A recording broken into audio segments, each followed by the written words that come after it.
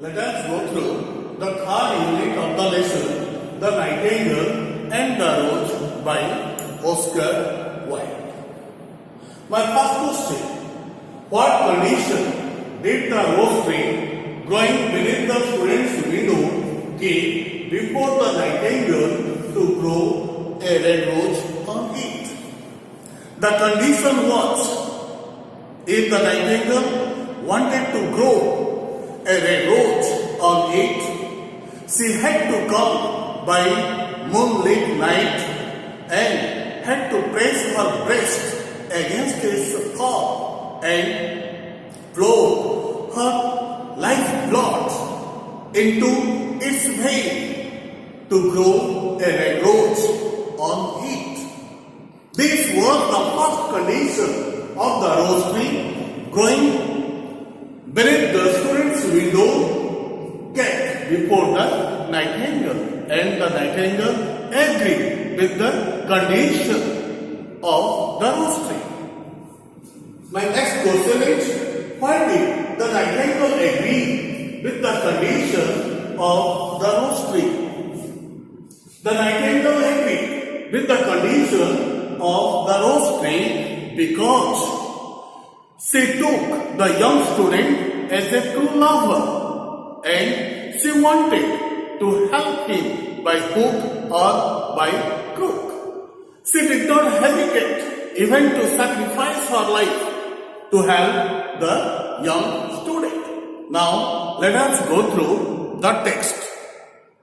After arranging a red rose for the young student, she went to him.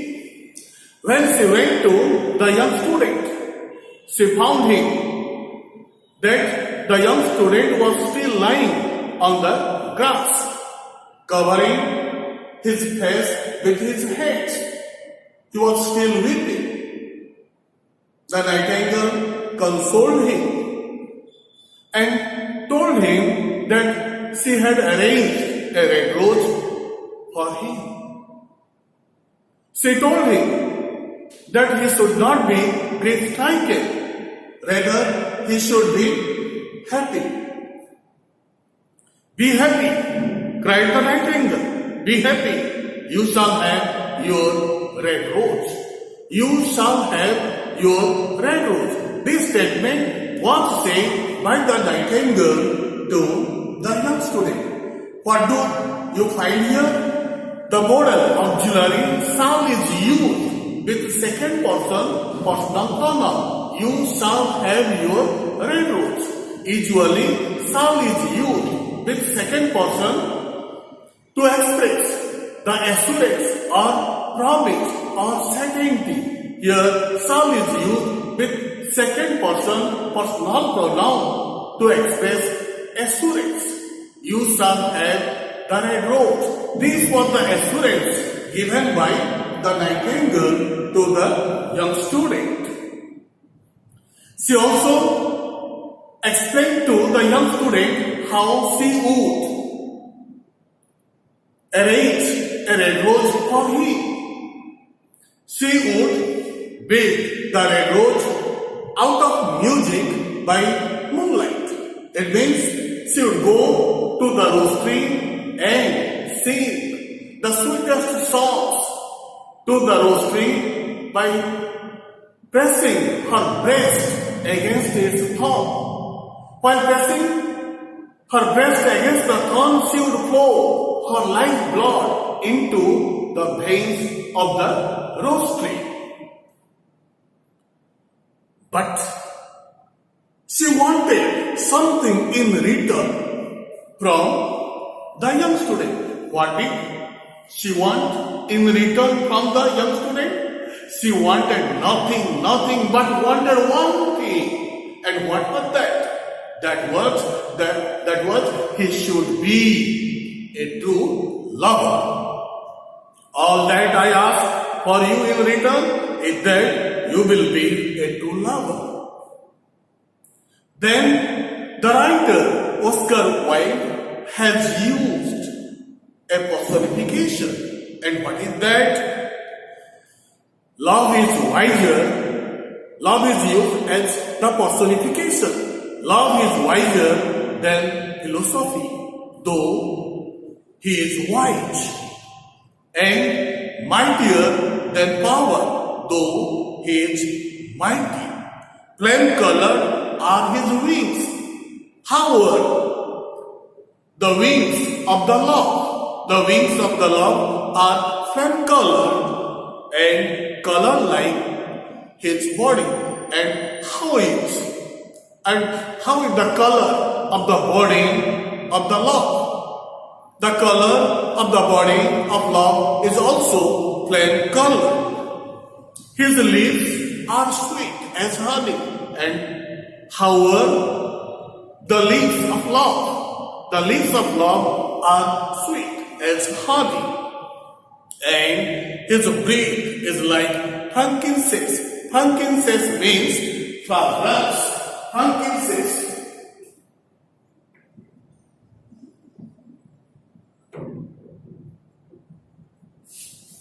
Fragrance or sweet smell. See how love is described by the writer here. Your love is used as a personification. And what has he said about love? Love is wiser than philosophy, though he is wise, and mightier than power, though he is mighty.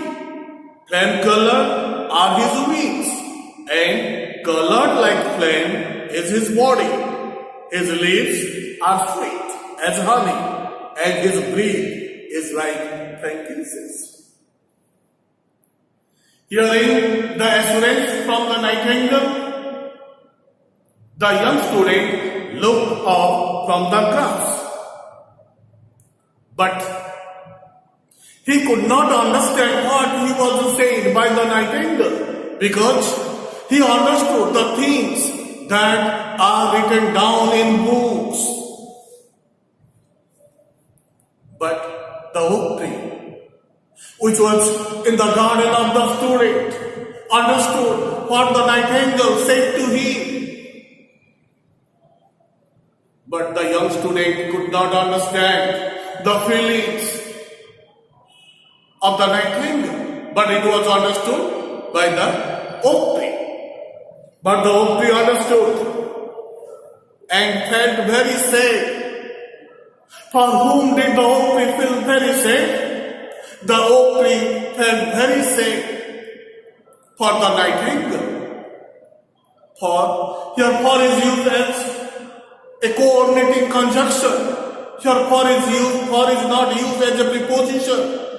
And when for is used as a coordinating conjunction, it expresses the reason, or you can say because he was very fond of the little nightingale. He liked, the oak tree liked the nightingale who had built her nest in his branches. And you know, the nightingale had built her nest in the branches of the oak tree. So the oak tree was very fond of the nightingale, felt very sad when he came to know that he was going to die, that she was going to die for the young student. He whispered, here the oak tree spoke in low voice, sing me one last song. Oh nightingale, sing me one last song. This was the request made by the oak tree.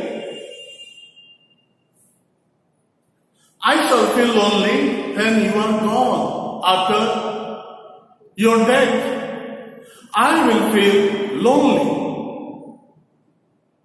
And this statement was said by the oak tree to the nightingale.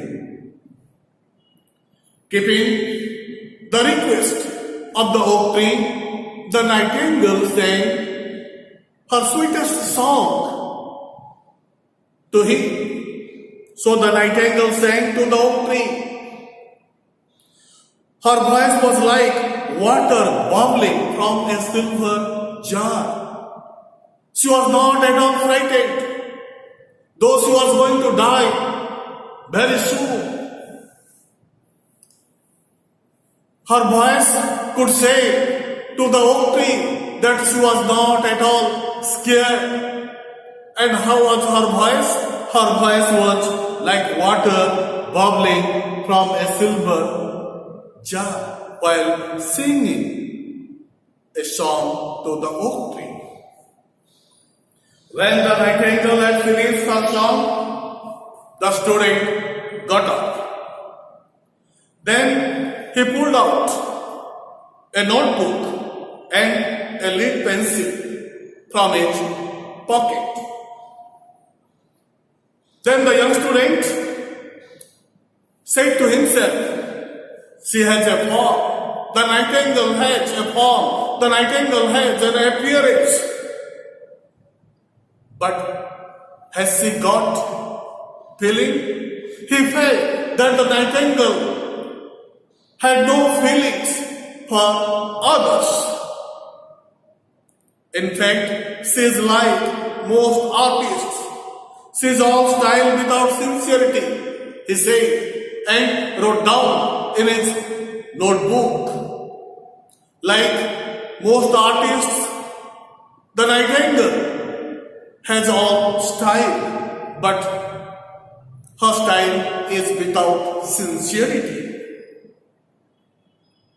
He also wrote down in his notebook, she would not sacrifice her life for the sake of others. Because she thinks merely means only for music. Still, it must be confessed that she has some beautiful notes in her voice. What a pity. It means very unfortunate it is that they do not mean anything. Her sweet song, sweet voice, sweet notes mean nothing or do nothing or do no practical good. Then he went into his room. He lay down on his little wooden bed and began to think of his love. While thinking about his love lying on his wooden bed, he fell asleep. Now, home assignment. My first question is, what does the nightingale expect from the student in exchange of red rose?